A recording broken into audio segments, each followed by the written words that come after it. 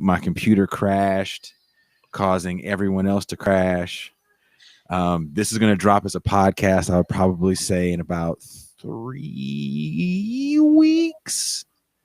As far as podcasts go, there is a new episode that drops every Wednesday at 7 a.m. Pacific Standard Time, and Sunday 7 a.m. Pacific Standard Time. And the episode that's coming out is I had about a 2-hour conversation with Dan Larson of Toy Galaxy. He talks about toys and cartoons of the 80s and 90s, but he does it in a way where, without calling out capitalism, he calls out capitalism for a lot of the problems or issues or even discontinuations of certain lines of toys. So it sounds like a silly conversation, but it was a very, very fun conversation. I definitely got to go down memory lane. I don't know if anyone listening right now was an action figure collector. I definitely was an action figure collector. Were you two gentlemen action figure collectors? No. Not one G.I. Joe. Not one G.I. Joe. My brother was into action figures. I was not into, I was, I don't know. I don't even remember what toys I liked.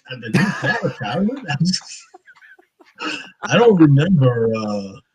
Wow.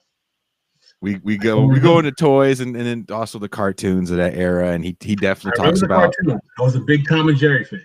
He actually talks about how the cartoons were there to sell the product, and it was a fun conversation. Toure, you actually had figures. I had some action figures, and I built models, so I collected for a long time 1/35th scale, disproportionately German World War II era tanks and armored cars and the like. Oh damn, you got smart kid toys, man. Those are smart kid toys, by the way. Huh? Well, I had Star Wars shit too, and some G.I. Joe for what it's worth. Oh, you know what toy I had? You might be a little young for that. I don't know if Toure remember this. You remember the Evil Knievel? Yes. That was the best. Yeah. Yes. I love that. We actually had a whole conversation about that because that was my shit. The Evil Knievel that you run. Yeah, we did that. Because he's a little older than me, so I think he's closer to your guys' age. But definitely, that show is going to go live tomorrow, and the show that's on right now is one that was pretty important to me. It was a good friend of mine from school who is a defense attorney for deportation cases, and she's defending a gentleman right now who has won his asylum case twice, and he's still incarcerated. Damn. And he has to wait another year before he can even see an appeals judge. They're telling him if he just I don't want to say pleads guilty, he can go back to El Salvador, but because when he was like 18 in custody years ago, an informant tattooed an MS-13 thing on his neck. Now he can't go back to El Salvador, and that's why he's been winning his asylum cases. And he's just sitting in an immigration detention facility, and he's caught COVID in there. It's a horrible story, but to me, it definitely explains immigration law is not just under Trump. And it definitely didn't just happen under Obama. I mean, she's dealing with it since the Bush era. She's like, immigration law is horrible. And that's the episode that's on right now. I'm also cutting clips of all my past episodes, and there's some new clips up of a conversation I had with Professor Gerald Horn. There's definitely a clip I cut of Toure. And for the people that ask, yes, I do make music for every freaking clip, and they take at least 2 to 3 hours. And I try to make the person that was on the show proud of the beat that I made. So Toure, I hope you're proud of the beat that I made for you. My colleagues really liked your whole show, or our whole show. Oh, dope. I haven't listened to the episode you do with Toure. I listened to the one with Cedric. I will listen to the one you do with Toure. I gotta cut up stuff. I have all these old episodes, and I have to cut stuff up to them. So I usually wake up in the morning and deal with the child for a little bit, and then I go to cutting up clips, and then after I get the clip cut, then I go and go, what beat would sound dope as he's talking over this? So that's the fun part of what I'm doing with this show. But I do want to ask you guys if you would be down to come back. Oh, at some point, definitely. No, definitely. The conversation was great. I think there's definitely an interesting generational synergy that we have here. I just got to figure out how the original title for the show was "Is Boyz N Tha Hood an advertisement for the '94 crime bill?" And I was like, well, I'll just say Boyz N Tha Hood '94 crime bill, because that's what motherfuckers been yelling at me. Joe Biden '94 crime bill. Joe Biden '94 crime bill. I was like, all right, you remember '88, motherfucker? You remember '91?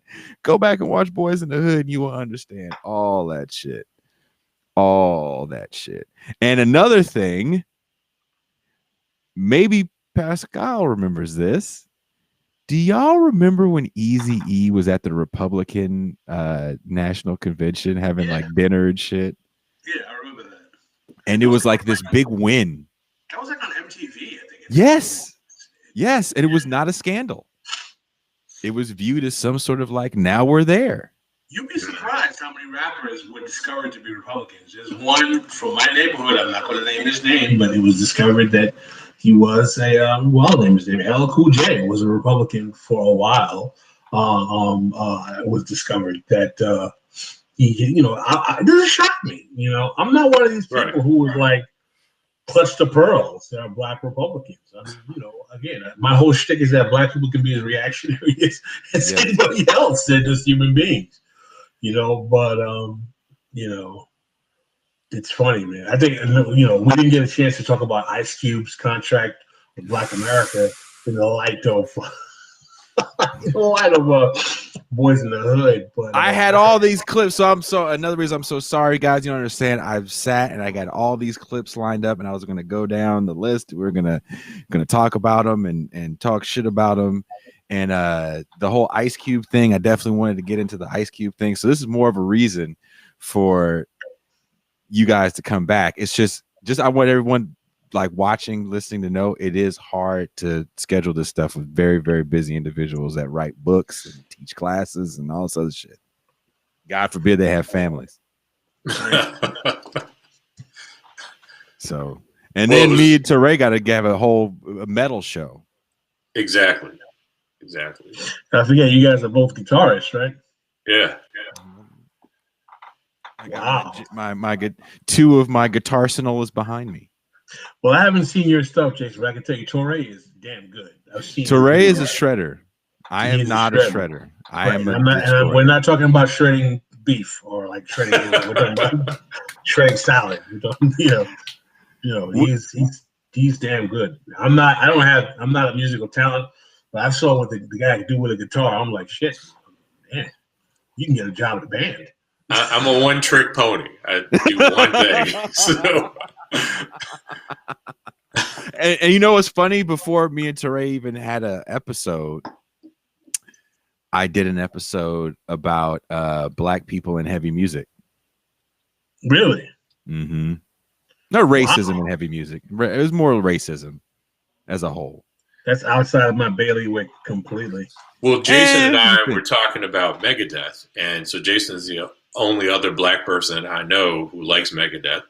And I was telling Jason when, not that I normally announce it, but I've done it. But anyway, misery loves company.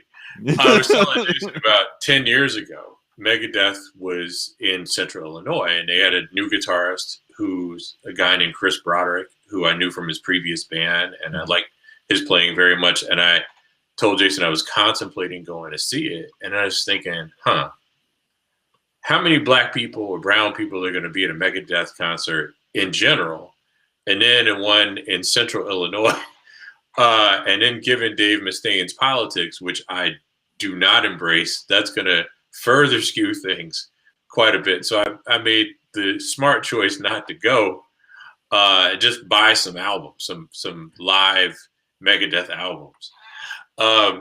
But that's what Jason had mentioned. It was in the context of Jason telling me about the show that he had referenced, what it's like to be a person of color in these spaces. So you've worked in heavy music, Jason? That's what I do.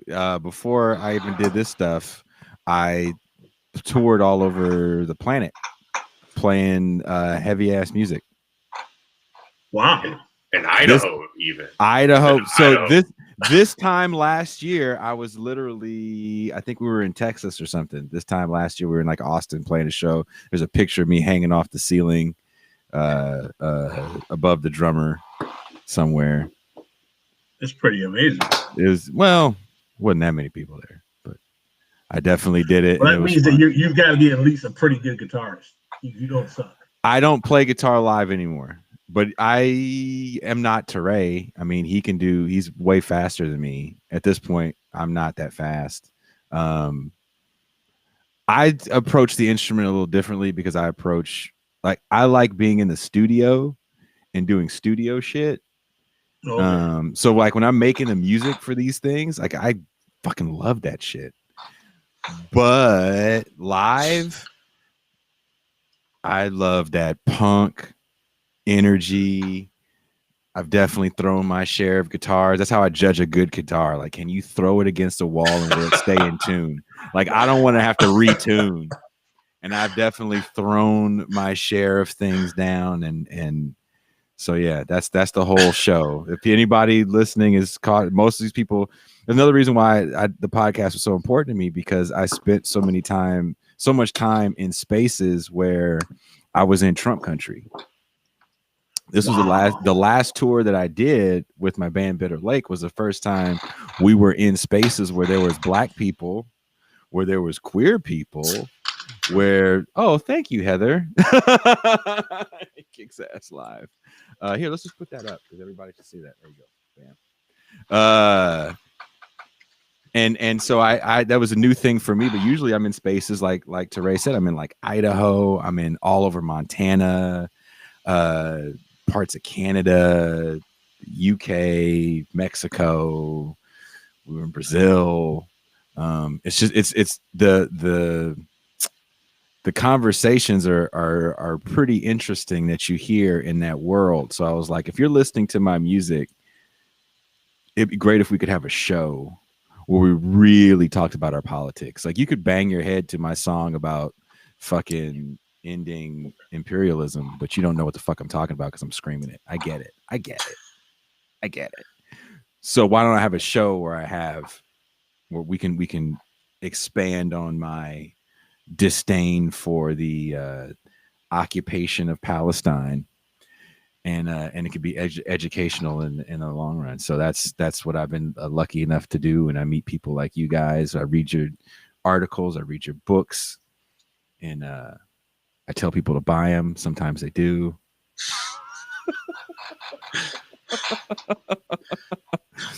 So that's what this show is been for me. It's as close as I can get to live interaction. Before you got on, I was telling Toure, I was like, yes, sorry, I get all fired up before I do this shit like it's a live show. I want to like, yeah, but I can't. I get it.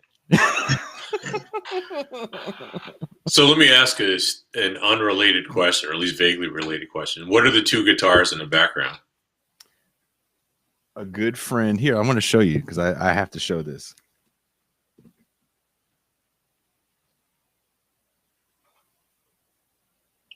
Pascal, you know Cedric plays guitar too. Are you serious? Yeah. The hell is that? What is all this like? I don't know that Cedric plays much. But I remember I had a conversation with Cedric about his dream guitar, which was a Telecaster. He plays electric guitar? Apparently. A friend gave this to me because he got it from a friend that... Is that a Schecter? No. What is it? Is... Oh, it's a Jackson from the early 90s? Yeah. Yeah. This is an old Jackson. A friend gave this to me when I had... Something had happened. Maybe we were recording a record, and I think some guitars had broke. So a friend said, "Hey man, I have a guitar. You can have it."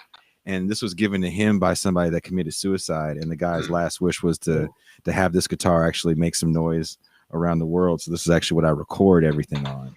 Is this, and this EMG right here is from, I believe this is an old EMG from Lars Fredriksson of Rancid.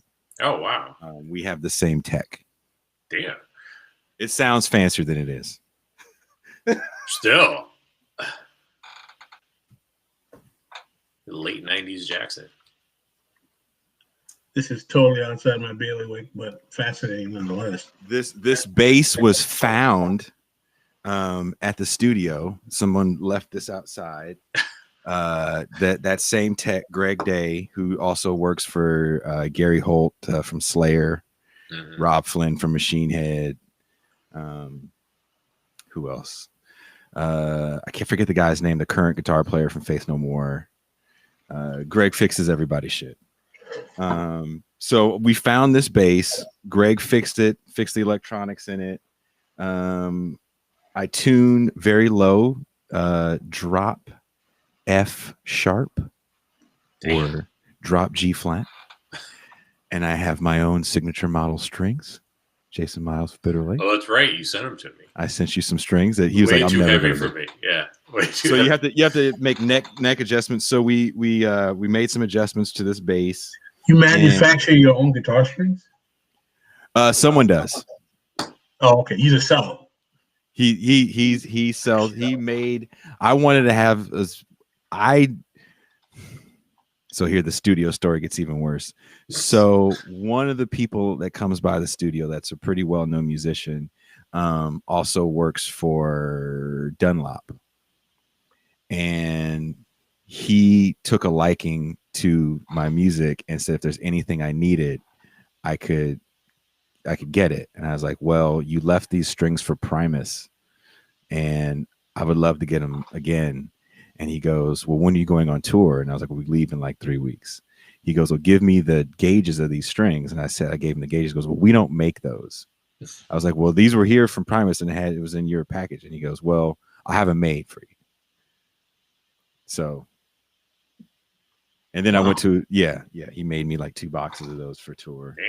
Damn. The studio is a magical place. I can't lie and say it's a shitty place. There's great people in it. And old school dudes definitely watch out for the young cats. So Brian Kehoe, if you're watching, you are an amazing individual and one of the best guitar players I've ever seen.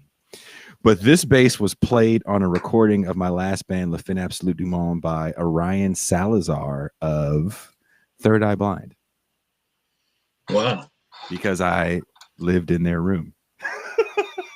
And yet you missed when Tony, Freddie, and Ellie was with Third Eye Blind. Yeah. I don't think he was with them very long, and I think he was involved in a lawsuit or something with them. There's a lot that goes on with those guys and the singer. Is that right? Yeah. There's a lot of that 90s drama that happens at that studio. We could do that. That was originally what the show was going to be. We were going to talk about get the people in from the studio, because literally, if you guys were there, any genre of music you want, you could just pull people in, from reggae to punk, definitely hip hop, soul. You got old schoolers from like Tower Power. Oh wow. Lenny Williams comes in. Get to go to sleep to hearing him sing "Still a Young Man" when they're doing their big practice in the studio, in the stage room. Rest his soul. Carlos Santana's brother had a band called Malo. They definitely came in quite a bit. So that was, that's what those two. Those are the only guitars that are in the house right now. Everything else is actually with that tech at his place, and he's setting it all up. So let's try to do this another time. Probably a different subject, but I'm about to check. I gotta check out at this juncture. Thank you guys. In the evening, but this was definitely enjoyable. I'd like to thank you for inviting me on. I look forward to seeing when the podcast is done. It was a lot of good content. So hopefully when you're able to edit it, it comes out stellar. I hope He's so a professional. Too. Of course it will be Thank you. Thank you. Yes. A lot of fun. How do I disable and get off? I'll do it right here. Watch this. Just the leave button, right? Bam. Okay. I'm gone. It's gone. All right. It's gone. There it is. Bam. Are you out too, Toure? Yeah, I was going to ask you a South Park question, but now I don't remember what it was. It was about music in South Park, and it wasn't the Faith Plus One episode, which was pretty brilliant. Yeah, that's what it was. It was Faith Plus One. It was the one with. So, do you remember the Faith Plus One episode? That was their boy band, right? That was the same season as the boy band, but the boy band was part of an overarching arc where Cartman wanted to make $1 million as a music artist. So he had the boy band and their hit single "Finger Bang," or at least what he imagined in his mind was their hit single. But his actual hit single was the Christian rock band Faith Plus One, and he reaches out to Token. I think Butters plays the drums, Cartman plays keyboard and sings, and he tells Token, because he's black, to go into the basement to grab the bass that's stored in his basement. Yes. So, bam. That's why I don't play bass live. See? I thought so. That is why that not that episode, but yeah, we always joke about that. The concept. We don't have. So if you see us live, sometimes we have a bass player. But because we tune so low and bring so many amps, it's almost unnecessary. I could see that. It's almost unnecessary. I forget. Does your guitarist is Nick? Is that his name? Nick. Yeah, Nick. Yeah. Does he play a 7-string or no 6? He plays 6, right? Oh no, that's that. We sat down and we were like, okay, no rack tom, no double bass, no 7 strings, no baritones. All right. Just regular scale 6-string guitars, and go for it. Cool. Well, I definitely enjoyed Nick's reflections on Megadeth. That was funny. So,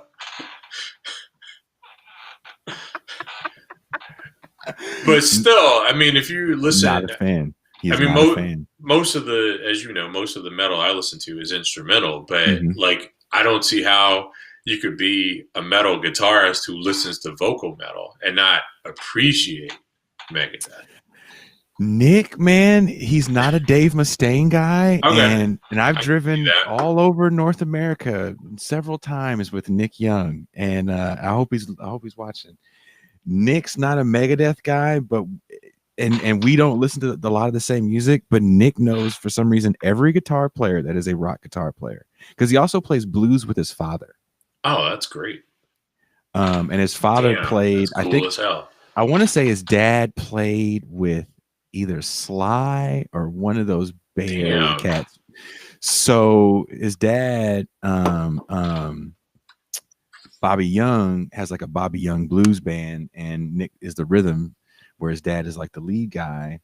And so Nick just knows every guitar player, but Nick also is a fan of, like, we're both fans of shitty pop music. Sure. And we were driving, I want to say, if Brian is listening, I want to say we were driving to Toronto. So it was like cold and snowy, and everyone was asleep. And Nick's job was to sit in the front, and Nick drinks quite a bit.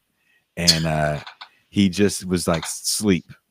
And I'm driving, falling asleep. And so Jamiroquai came on, if you're a fan of Jamiroquai. And I put the song on, and Nick is just out. And as soon as the song comes on, like the first note, Nick shoots up, and we both start singing this song at the top of our lungs. Our bandmates were too asleep to wake up, and we sang shitty pop music all the way to Toronto.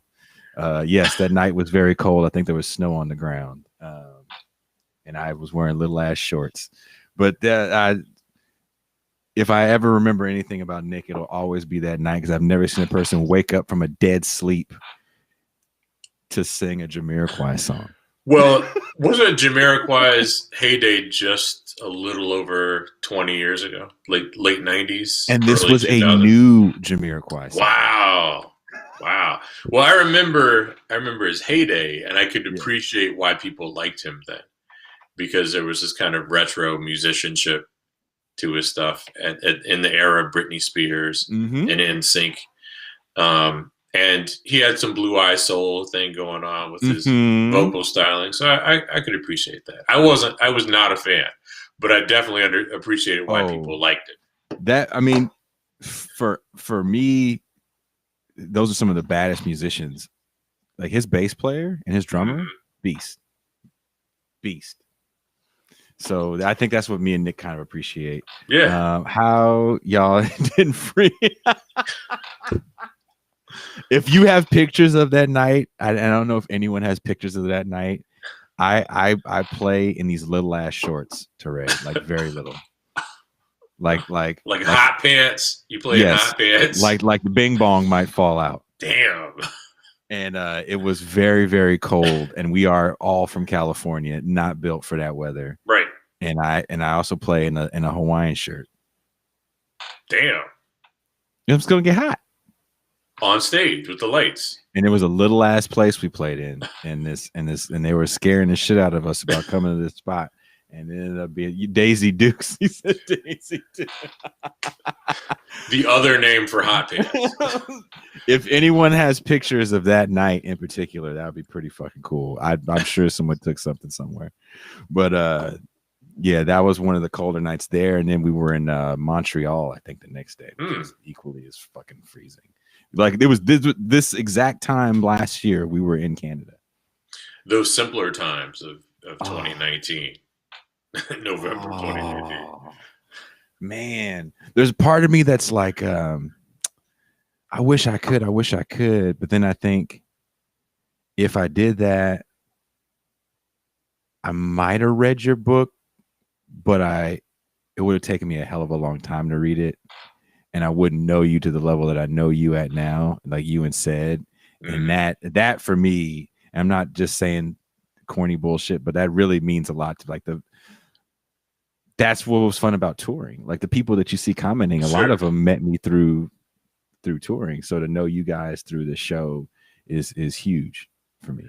No, well, I appreciate it. And I think around the time we connected, my wife and I had Chinese food and Thai food, like back to back. And in both cases, I got fortune cookies, functional equivalent of fortune cookies from each genre of Asian food that said, now is a good time to make new friends. Oh, so she pointed that out to me. I wasn't even paying attention, right? I just paid for the food and ate it. That's what I was invested in. I wasn't trying to read nothing. I was trying to eat. But anyway, I was like, oh wow, I think this is talking about Jason. So it's been great, man.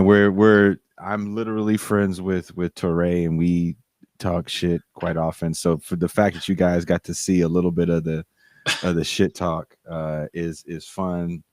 I'm excited now that we got the first one out of the way to dive in deeper for the next one, because I'm sure the shit's gonna get even more real. I'll find even more clips of Sister Soldier-esque characters. They abound. I mean, now there's like an assembly line. So she was very talented, though. She did a really good job at what she did, and I thought it was interesting the exchange that she had with Brother West. She sucked all the air out of the room, right? Yes. I mean, Cornel West is someone who could run the table, but not in that instance. And I think that was part of her talent. So there you go. Also, watching her go off on the tirade made me think about the fact that when people don't have shit, they really latch on to that anger. Yeah. And that's what's really scary. She's very passionate, but also I think she delivered her message with a clarity that was quite impressive. And that's why that gets me back to that thing that I have, like we discussed with Obama, that I can just appreciate the talent, of people who's maybe, if they're orators, I might not be down with the content, but I can appreciate the skill set that goes into that kind of delivery. But that can be the equivalent to saying I appreciate the virtuoso con artist too, right? Because that is part of the skill set. The confidence man is called the confidence man or confidence woman for a reason. And among other things, they also project confidence in this bullshit that they're selling, or about this bullshit that they're selling, right? But she was very skilled and very good. I wish that I could find that clip that I told you about that I recalled, though, because it kind of highlighted the problem with the craft. But again, I mean, I could appreciate why she had the market that she had. I went through a lot of Sister Souljah in the 90s, and it's more like that whole episode. And I couldn't watch that whole episode because it's just too much. It's just too much. You got to watch Scheherazade Ali too, though, if you're going to do the genre. You gotta do, and she was the on main film. one. She was. She had probably 16 minutes of fame, but there was one of them. I swear this is true, but memory's inventive. One white guy, some white guy in the audience got up, and I think it was Donahue. It might have been Oprah, but in my memory, it's Donahue. So a white guy gets up, asks her a question about sources. And he said, I've gone through your book and I don't see any footnotes. And she says, as I recall it, Phil, now footnotes are for white people. And this has become a mantra in some quarters that I operate in. So once again, I mean, she did a good job, selling her wares, right? And I can appreciate the talent in that regard, but she's provided me 30 years of laughs off of that line, which hopefully I remember it correctly. But I'll have to find it, and then we'll have to make some sort of like clip thing out of it. Because I'm not gonna lie, man, finding some of these clips was fun to go back and rewatch these movies. And I'm so upset that this internet crashed before we could get the hunt is on and you're the prey from Rock. Because go ahead. Oh, no, I was just going to say the clip of Sister Souljah that you shared, I had sent Cedric and Pascal when I was looking for the clip of Sister Souljah that I remembered, which maybe I dreamed, with Stanley Crouch. What a shitty dream. Did you wake up like that? Yeah, I'm pretty sure I didn't dream it, but maybe it wasn't Stanley Crouch. Maybe it was somebody else. But if what I recall, if it were correct, she was actually right. Because it was about mortgage policy. But I think Stanley Crouch also was very good at what he did and super sharp and quite knowledgeable. And I could appreciate why one, when confronted with Stanley Crouch and not used to it or not expecting it, might just not have known how to respond, which is how I recall the exchange. But again, maybe I'm wrong. It's, going back and watching that Phil episode with Tony Brown, and I grew up watching Tony Brown's Journal. Yeah, me too. That was the only place I could find like non super reactionary black people. Definitely they were on there, but he'd also have like these like, hey, Tony Brown, gonna have like a regular smart black Cornell West. This first time I saw Cornell West was Tony Brown. And he just looked mad as fuck.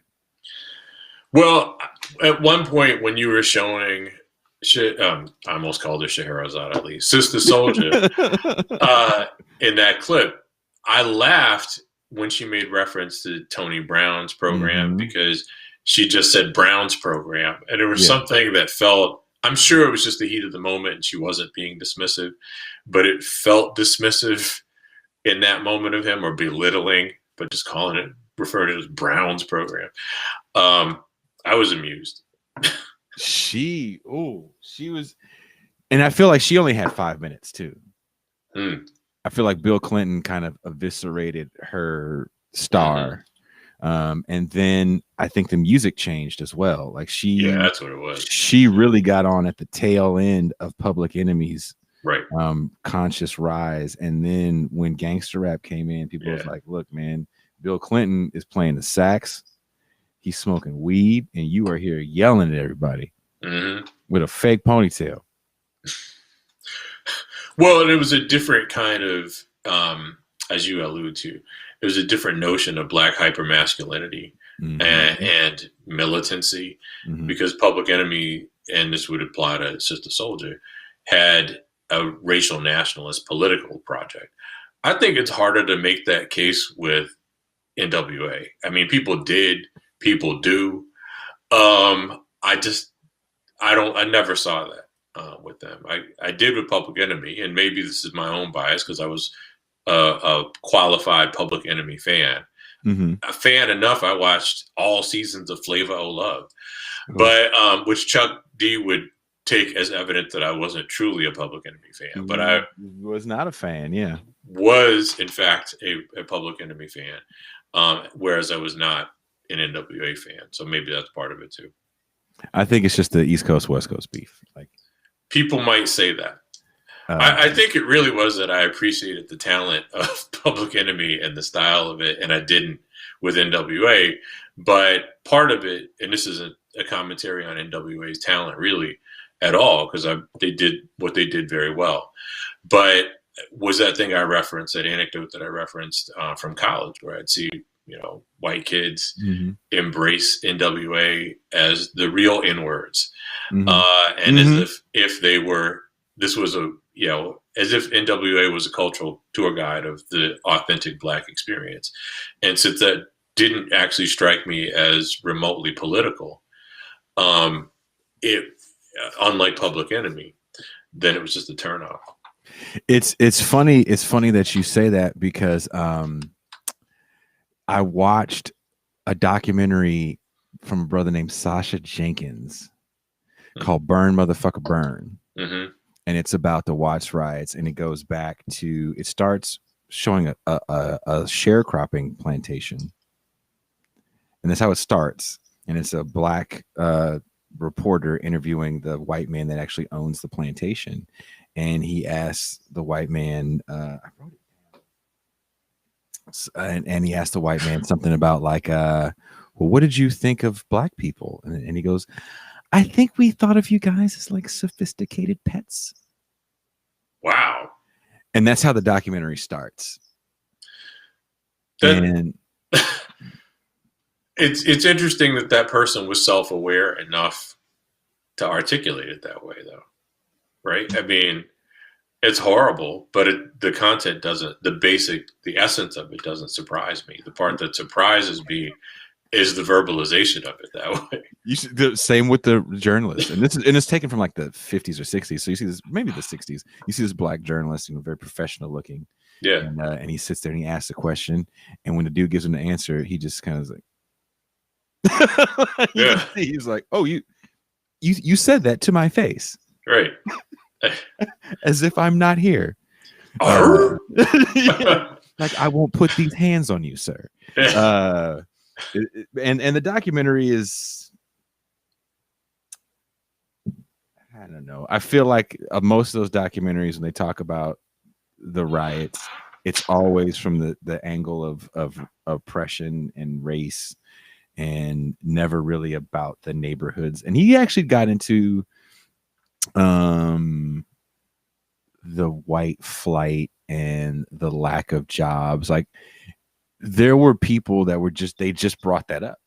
Some of the ex-gang members and stuff we talked to, they literally brought that up. Like, we thought we were going to get these great jobs because our parents had factory jobs. And by the time we got that age, there was no more factories. There's no more jobs.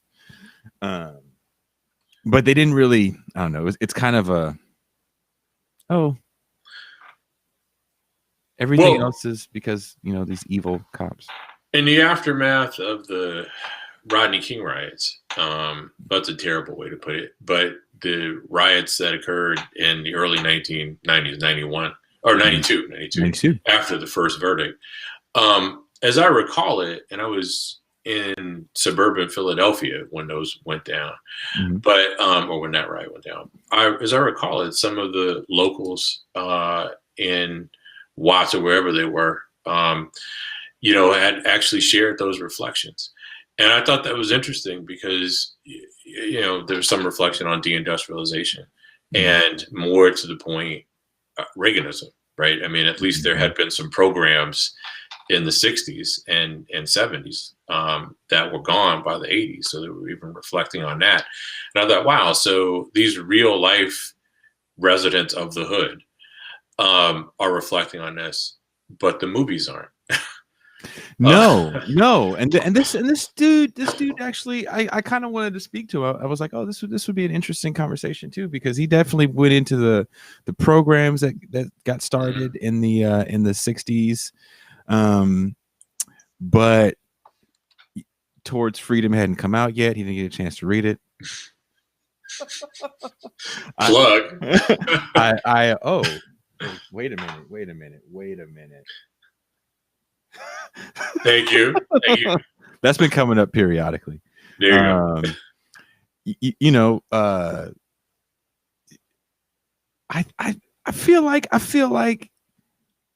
if he was here, he'd probably have more to say, maybe about deindustrialization that he didn't have in the film, because there's something that people want to watch when you watch a movie about like the movie's about the 92 riots.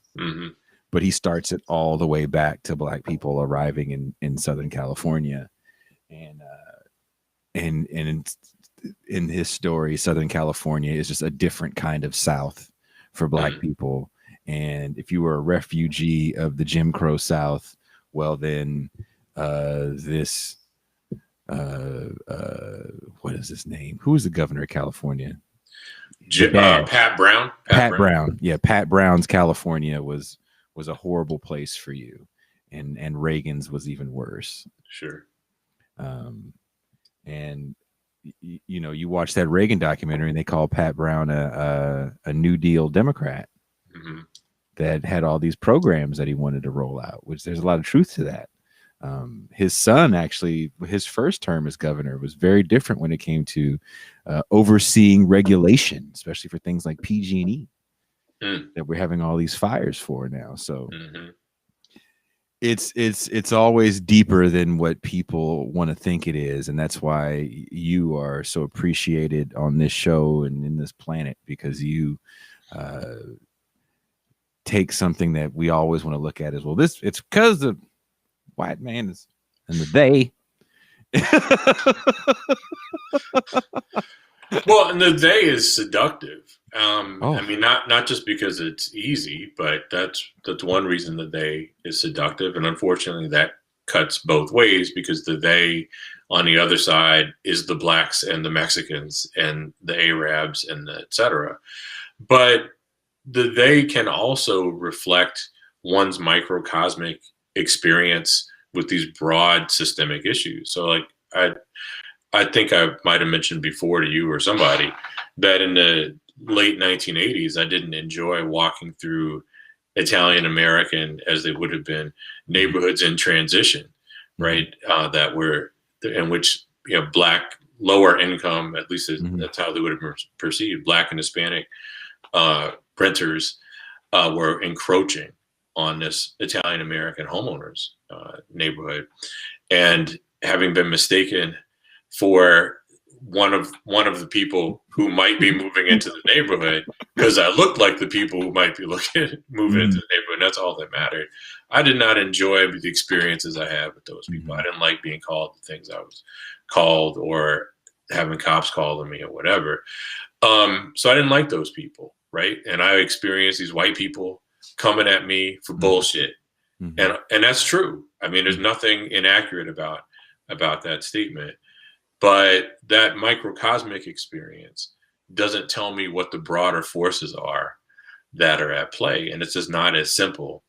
What truth there is to these white people coming at me for some bullshit doesn't tell you the whole story. It doesn't even tell you the heart of the story. And for better, for worse, if we want to live in a more egalitarian society, we can't just go with that lived experience part. Right. We have to take the lived experience as inspiration to do a deeper dive, to try to make sense of what's motivating these behaviors and attitudes that we don't like, among other things. So. Well, On that note, thank you very much, Toure, for taking the time to talk to me. I know it's late where you are. I will probably holler at you with a crazy message in the AM. Cool. I'm gonna, after I finish working on this thing that I'm working on, that I'm like months late. I'm not even gonna say what it is because it's embarrassing how late I am. But I'm gonna try to futz around some more with the Line 6. I was on YouTube today looking up some tutorials. Yeah, there's a specific somebody, I forget who it was. It's a guitarist I listen to from time to time. Shredder had his Ingve settings on his Line 6, so I'm gonna try to plug that in. So I gave, well, yeah, I won't say, but anyway, he's got some dope. You think he got a little bullshit thing, but it's real deal, very good shit that he's got. That yes. Who? You. Oh. Because sometimes you say Line 6 is the wrong guitarist, be like, shit. No, that's a good one. No, it's really dope. impressive. Yes, that shit is dope. That shit is so dope. So you want to come at me about that? Come at me about that, because y'all get your feelings hurt real bad on who actually plays Line 6, because I had a friend that worked at Line 6. Jeff Loomis plays Line, or he used to play Line 6. Hella people play Line 6 shit. Hella people play Line 6 because it's easy to transport, depending on what size band you're in. Depending on what size band you're in, you can sometimes plug into the PA. They make amazing wirelesses. Their pedals are really good. So I'm not going to get into it. But well, I will be looking forward to hearing this when it drops, and then talking more shit with you. Well, yeah. So automatically it goes right on YouTube. Oh, for real? Cool. So you can share it right away. When does it go up on? It's on now. YouTube now. Oh, yep, damn! Instantly. Yeah. Oh shit! What's it under?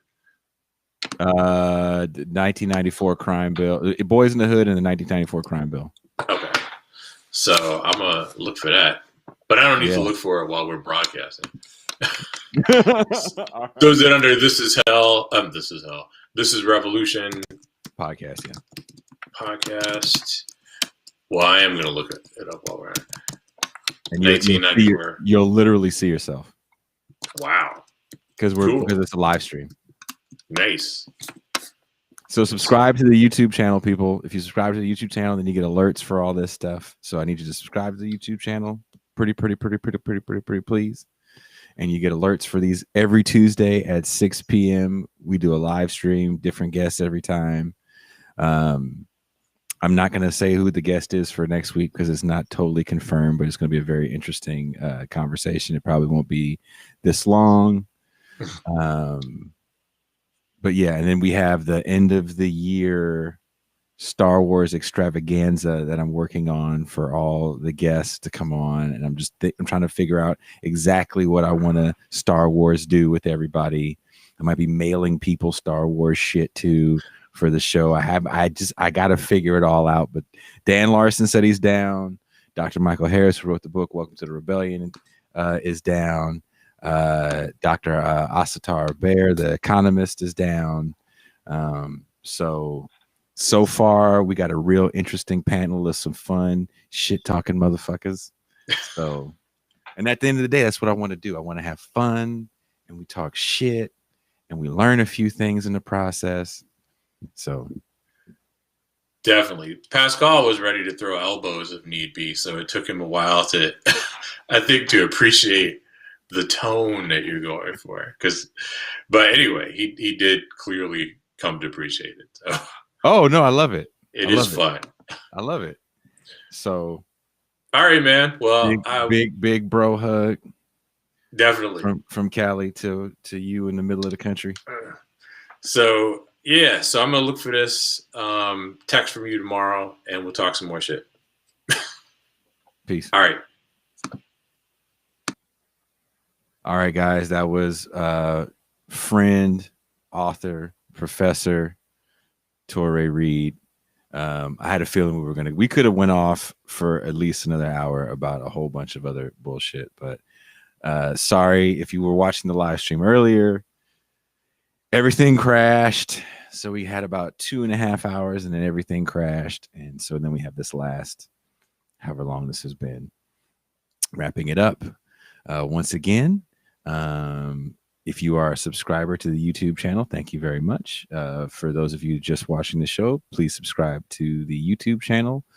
You will get updates and alerts whenever we do these live streams, generally every Tuesday. The podcast, This is Revolution Podcast, which you can find on Apple, SoundCloud, Podbean, Spotify, wherever else you get your podcasts.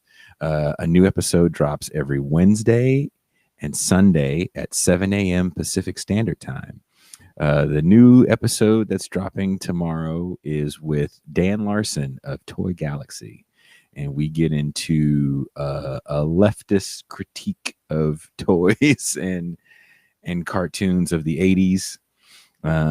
If you're watching this show and you're around my age, I'm 43, and you played with Star Wars, G.I. Joe, Transformers, GoBots, Ninja Turtles, He-Man, we definitely got into all that and then some. And the things that led to why those lines died.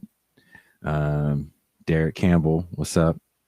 I haven't seen you in forever, but I talk to you. I love you. Angel, what's up? El Paso is one of my favorite cities in the nation. Not gonna lie. I love El Paso. Chico's Tacos. Say something. So thank you guys again for taking the time to check this out. I'm really sorry that it crashed because I had all these clips, and to hear these guys go off on the few clips that I did have, to hear them go off on these others would have been even more fun. So we have to do it again. If you guys have any ideas about other movies from the 90s, hood movies from the 90s that we should pontificate on, let me know. And we will talk about it. But we've definitely, Toure and I have been going back and forth about this thing for a while. And he is the catalyst for me even thinking about doing this show about Boyz N Tha Hood and its relationship to the 1994 crime bill.